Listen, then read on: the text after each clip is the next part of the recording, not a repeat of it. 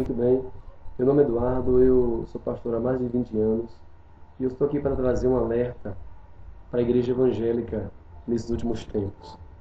Eu gostaria de ler um texto bíblico onde está em 2 Timóteo, capítulo 3, versículo 1 em diante, que diz assim: Sabe, porém, isto que nos últimos tempos sobrevirão tempos difíceis, porque haverá homens amantes de si mesmos, avarentos, presunçosos, soberbos, blasfemos, desobedientes aos pais e mães, ingratos e profanos. Por que a Bíblia diz que os homens serão amantes de si mesmos? Porque, na verdade, o homem vai ser o centro de tudo nesses últimos tempos. E isso nós temos observado hoje nas igrejas, nos programas de televisão, programas evangélicos. Temos observado que o homem tem sido o centro. Por exemplo, as músicas que se cantam hoje nas igrejas, é só que Deus abençoe o homem, que o homem vai ser abençoado, que você vai sair dessa, clama que o Senhor vai te ouvir, e assim por diante. As mensagens que se pregam hoje nos púlpitos não são mais mensagens de denúncia ao pecado, de arrependimento, de salvação, são mensagens de autoajuda. Não só nas igrejas, mas também na televisão. Mas nós observamos tudo isso que está acontecendo através das músicas, das mensagens nas igrejas e também nas orações que são feitas, né, nas igrejas e na televisão. É tudo em favor do homem. Na verdade, o homem tem sido o Senhor e Jesus tem sido aquele que é o empregado dos homens, que tem que abençoar os homens porque os homens querem e assim os homens merecem ser abençoados. E se Deus não fizer, então Deus não está cumprindo sua palavra. Infelizmente isso tem acontecido, mas por que isso tem acontecido? Será que é amor dos pastores, das pessoas que pregam a palavra, focando o homem como centro de tudo? Será que é amor que eles têm? Será que eles amam as pessoas ao ponto de dizer assim, não, estamos aqui para ajudar as pessoas? Não é na verdade um jogo de interesse? Porque na verdade quando eu estou favorecendo alguém, esse alguém pode me beneficiar. Eu creio que é isso que está acontecendo hoje no meio das igrejas evangélicas. E eu quero que você entenda que a palavra já denunciava tudo isso. A Bíblia diz em 2 de Pedro, também, no capítulo 2, algo interessante, onde se você observar e ler a palavra, você vai entender o que o apóstolo Paulo está dizendo aqui. 2 de Pedro diz assim: E também houve entre vós, entre o povo, falsos profetas e falsos doutores que introduzirão encobertamente heresias de perdição e negarão o Senhor que os resgatou, trazendo sobre si mesmos repentina destruição. Diz mais, e muitos seguirão suas dissoluções, pelos quais será blasfemado o caminho da verdade. E por avareza farão negócios de vós com palavras fingidas, sobre as quais já de largo tempo não será tardia a sentença, e a sua perdição não dormita. Então o apóstolo Paulo diz aqui, Pedro diz que nos últimos tempos haverão falsos profetas que terão palavras fingidas. Então o que é que caracteriza um falso profeta? Eles pregam meias verdades.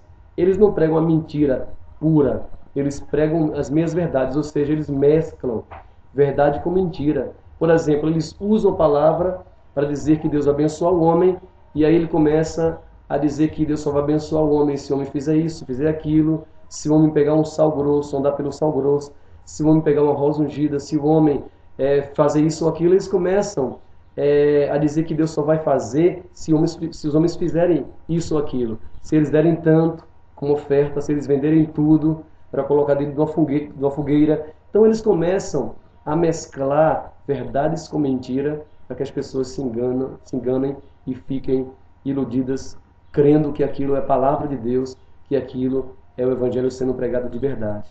Mas a Bíblia diz que os homens, nesses últimos tempos, quando se tornarem avarentos, amantes de si mesmos, a Bíblia diz que eles vão amar mais o dinheiro do que, na verdade, as pessoas, do que, na verdade, é Jesus. E a Bíblia diz que aqueles que querem ser ricos, eles cairão no laço do diabo e em muitas angústias. Sabe o que acontece hoje?